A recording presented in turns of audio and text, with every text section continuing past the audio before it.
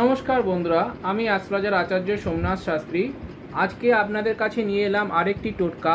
সেটি হলো দাম্পত্য কলহ। যদি আপনার বাড়িতে দাম্পত্য কলহ লেগে আছে অথবা স্বামী স্ত্রীর মধ্যে নিত্য নতুন দাম্পত্য কলহ লেগে আছে, তাহলে আপনারা কি করবেন?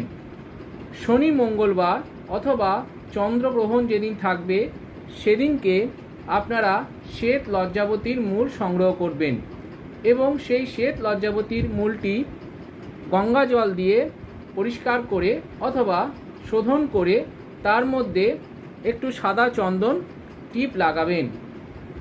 সেই সাদা চন্দন টিপ লাগানো হয়ে গেলে শ্বেত লজ্জাবতীর মূলটি নিজের ডান হাতে নিয়ে আপনি নিজের ইষ্টদেবকে আপনার দুঃখের কথা জানাবেন।